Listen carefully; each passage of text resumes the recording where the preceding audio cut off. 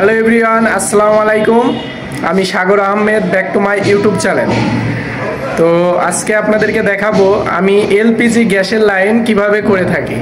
তো প্রতিটা বিল্ডিংয়ে এলপিজি গ্যাসের লাইন কিন্তু ইমার্জেন্সি দরকার, কারণ বহুতলা যে বিল্ডিংগুলো আমরা কাজ করি সেই বিল্ডিংয়ে কিন্তু এলপিজি গ্যাসের লাইন কিন্তু একান্তই প্রয়োজন। কারণ গ্যাসের লাইন কখনো সিলিন্ডার কাছে রেখে কাজ করাটা ঠিক না, এটা হচ্ছে মারাত্মক রিস্ক হয়ে যায়। তো আমি গ্যাসের লাইনটা কিভাবে করছি সেই নিয়ে মানে বিস্তারিত আলোচনা করব অ্যান্ড আপনাদেরকে সব কিছু ডিটেলসলি দেখাবো। তো ভিডিওটা না টেনে কন্টিনিউ করুন।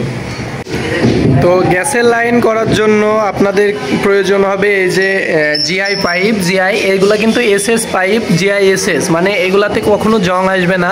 তো আপনারা অবশ্যই এগুলা দেখে নেবেন। তো এটা হচ্ছে আমাদের জিআই পাইপ। তো আমাদের বিল্ডিংয়ে মানে 7তলা ভবন, 7তলা বিল্ডিং, এখানে যা যা লাগবে, যে পাইপগুলো লাগবে আমরা সবই নিয়ে নিয়েছি। মানে যে যত ফিট পাইপ লাগবে আপনারা অবশ্যই নিয়ে নেবেন।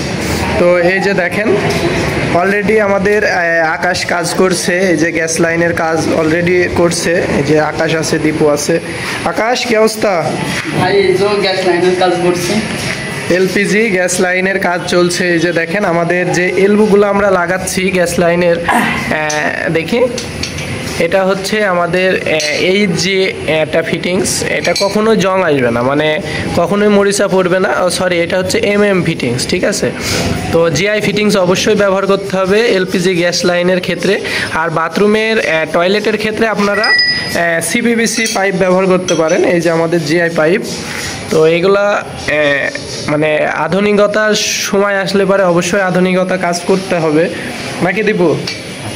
তো এলপিজি গ্যাসের লাইনের প্রত্যেকটা ফিটিংস লাগানোর সময় এই যে আমরা ব্যবহার করছি, এটা হচ্ছে রং, তো রেড অক্সাইড রং, ঠিক আছে। এটা এই যে পেসের সাথে সাথে গিয়ে একদম অ্যাডজাস্ট হয়ে যাবে, এতে করে লিকেজের কোনো সম্ভাবনা থাকবে না। তো আমরা মূলত একটা একটা করে ধাপে কাজ করছি প্রত্যেকটা ফ্লোরে। এই যে আপনাদেরকে দেখাই, এটা হচ্ছে 3তলা। তো এটা মূলত 3তলা একটা বিল্ডিং, মানে 3তলা না, সরি 7তলা বিল্ডিং। এই যে একটা এখান থেকে এটা গিয়েছে হলো পুরা নিচ থেকে 7তলা পর্যন্ত। তারপরে এটা গিয়েছে হলো আপনার নিচ থেকে 6তলা পর্যন্ত। এটা গিয়েছে নিচ থেকে 5তলা পর্যন্ত। এটা গিয়েছে নিচ থেকে 4তলা পর্যন্ত। তো আমাদের এই যে ওয়াটার যে লাইনগুলো করেছি, ওয়াটার, তারপরে হচ্ছে 4 ইঞ্চি ফিটিং যেগুলো করেছি আর কি, সেগুলোর সাথেই মানে আমরা আন্ডারগ্রাউন্ড করে এটাকে ঢেকে দেবো। একসাথে আমরা করে দিয়েছি। এটা ঢালাই দেওয়া হবে, এটা কিন্তু ইট গাঁথনি হবে না, এটা ঢালাই দিয়ে চিকন একটা বিট মতো হয়ে যাবে। তো এটাকে ঢেকে দেবো আমরা। তো এই যে দেখেন আগাগোড়া আমাদের এই যে স্যানিটারি কাজ। তো প্রতিটা ফ্লোরে আপনাদেরকে দেখাই। এটা কয়তলায় লাগাবো আকাশ? এটা লাগাবো 3তলা, মানে আমরা যেখানে দাঁড়িয়ে আছি 3তলা থেকে যাবে হচ্ছে নিচতলা পর্যন্ত, তাই না? প্রতিটা ফ্লোরে তো আলাদা আলাদা লাইন। তো গ্যাস লাইনের ক্ষেত্রে আপনারা যে কাজটা করবেন, অবশ্যই প্রতিটা ফ্লোরের জন্য আলাদা আলাদা করে লাইন করে দেবেন। না হলে কি হবে, আপনার যার যার সিলিন্ডার সে তো ব্যবহার করতে হবে।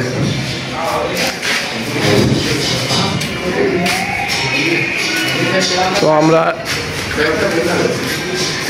একটা কাজ করেছি আপনাদেরকে দেখাই। এটা হচ্ছে 4তলা। তো আমি আসলাম, তো এই যে দেখেন এটা হচ্ছে কিচেন। আর এই কিচেনের এটা আপনার গ্যাসের চুলা রাখা।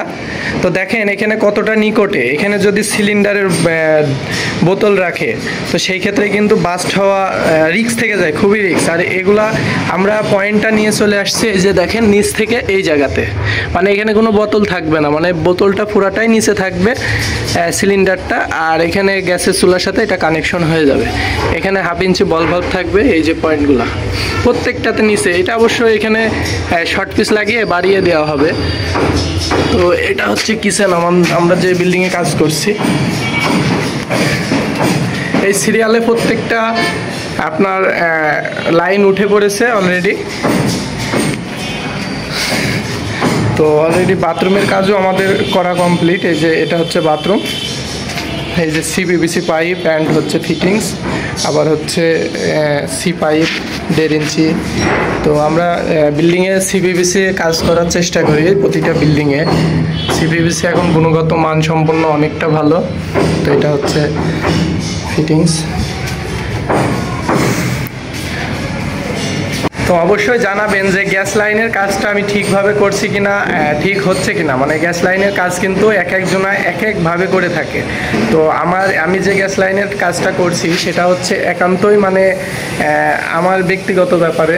তো দেখা যাচ্ছে কি নিচ থেকে আলাদা আলাদা একটা করে, যেহেতু ভাড়া থাকবে ইউনিটগুলো, যেহেতু ভাড়া থাকবে, সেই ক্ষেত্রে হচ্ছে আপনার আলাদা আলাদাভাবে সাবজেক্ট করে গ্যাস লাইন তোলাটাই বেটার।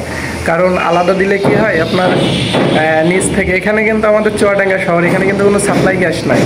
তো এটা আলাদা আলাদা দিচ্ছি। সিলিন্ডার মনে করেন যে নিচে থাকবে, যার যার সিলিন্ডার মার্ক করা থাকবে যে 3 তলা 4 তলা 5 তলা 6 তলা 7 তলা। তো সেই সিলিন্ডার এনে ওখানে খালি লাগিয়ে দেবে, উপরে গ্যাস চলে আসবে।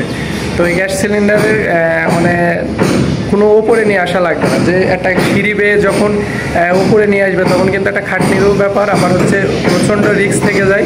তো অবশ্যই এটা মাথায় রাখবেন, প্রতিটা বিল্ডিংয়ে কাজের সময় অবশ্যই গ্যাস লাইনের সিস্টেমটা করে দেবেন।